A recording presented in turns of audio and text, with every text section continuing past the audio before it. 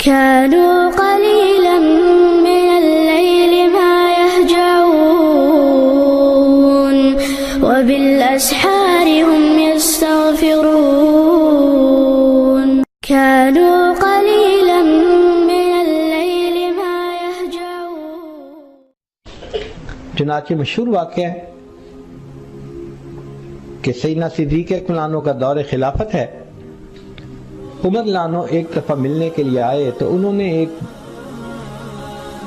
چمڑے کا کاغذ یہ جیسا بھی تھا دیکھا کہ اس کے اوپر جو معذور لوگ ہیں یا ایلڈرلی ہیں، سینئر سٹیزن جن کو کہتے ہیں، ان کے نام لکھے ہوئے ہیں اور آگے لکھا ہوا ہے کہ ان کا ایڈریس کہاں ہے اور پھر یہ بھی لکھا ہوا ہے کہ ان کی خدمت کون کرے گا. ایک لسٹ بنی ہوئی تھی. تو عمر لانو نے لسٹ پڑھی تو ایک جگہ ایک بڑھیا کا نام تھا، ایڈریس تو دیا ہوا تھا مگر آگے نام درج نہیں تھا.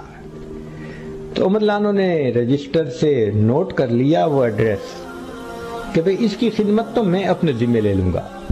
یعنی صحابہ لانم کے ہاں یہ بھی ایک عادت، اچھی عادت تھی، ہر بندہ فزیکلی کسی نہ کسی دوسرے معذور کی یا بوڑھے کی خدمت اپنے ذمے لے لیا کرتا تھا.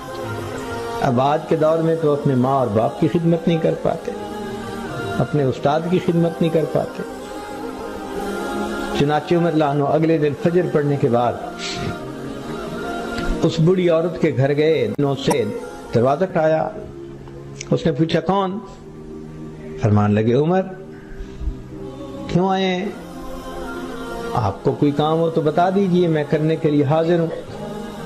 اس نے کہا بھئی کچھ دنوں سے ایک بندہ آتا ہے اور وہ میرے سارے کام کر جاتا ہے.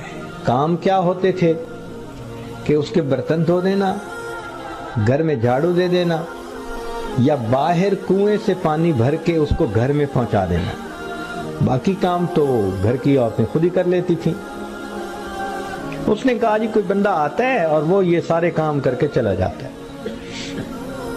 عمر لانو نے سوچا کہ اچھا کل میں تہجد پڑھ کے آ جاؤں گا. اگلے دن تہجد پڑھ کے آئے. دروازہ کھٹکھٹایا. بڑی اماں نے بتایا کہ بھئی وہ تو کوئی آیا تھا، کام کر کے چلا گیا. تو عمر لانو نے پوچھا کہ اماں وہ آدمی کون ہے؟ میں تو نہیں جانتی. نام کیا ہے؟ نہ کبھی میں نے پوچھا نہ کبھی اس نے بتایا. اماں اس کا چہرہ مورا کیسا ہے، قد کاٹ کیسا ہے؟ اس نے کہا بھئی وہ آتا ہے تو دروازہ کھٹکھٹا کے کہتا ہے پردہ کر لیں، میں کمرے میں چلی جاتی ہوں. جب سارے کام ہو جاتے ہیں تو آخر پہ دروازہ کھٹکھٹا کے بتا دیتے ہیں کہ میں جا رہا ہوں، آپ آ جائیں، پردہ ختم ہو گیا. میں نکلتی ہوں، وہ جا چکا ہوتا ہے. میں نے آج تک اس کا چہرہ بھی نہیں دیکھا. عمر لانو بڑے حیران ہوئے کہ یہ کون اللہ کا بندہ ہے کہ جو اس طرح خدمت کرتا ہے کہ نہ اپنا نام بتایا نہ کبھی اپنی شکل دکھائی کہ کون ہے. اگلا دن ہوا تو عمر لانو نے عشاء کی نماز پڑھی اور پڑھنے کے بعد اس بڑھیا کے گھر کے قریب ایک جگہ آ کر چھپ کر بیٹھ گئے. پوری رات جاگوں گا، آج میں دیکھوں گا کہ کون ہے جو یہ کام کرتا ہے. کافی دیر بیٹھے گزر گئی. جب رات گہری ہو گئی، جب رات کا ایسا وقت آ گیا کہ لوگ میٹھی نیند سو جاتے ہیں، پن ڈراپ سائلنس ہو گئی، تو فرماتے ہیں کہ اس وقت میں نے ایک بندے کو دیکھا جو اندھیرے کے اندر آہستہ آہستہ چلتے چلتے بڑھیا کے دروازے کے قریب ہو رہا ہے. جب قریب آیا تو میں کھڑا ہوا اور میں نے پوچھا من انتا، آپ کون ہے بھائی؟ تو جواب میں ابو بکر صدیق لانو کی آواز آئی کہ میں ابو بکر ہوں.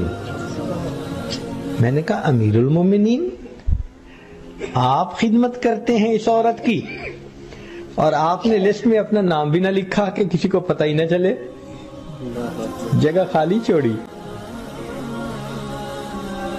اور پھر میں نے ایک بات پوچھی کہ امیر المومنین آپ کے پاؤں میں جوتی نہیں ہے، آپ کے پاس جوتے ہیں نہیں یا آپ گھر چھوڑ کے آ گئے؟ تو صدیق اکبر نے جواب دیا یہ رات کا سونے کا وقت ہے، میں اپنے جوتوں کو گھر میں اتار کے پیدل ننگے پاؤں اس لیے آیا کہ ابو بکر کے جوتوں کی آہٹ سے کسی کی نیند نہ کھل جائے۔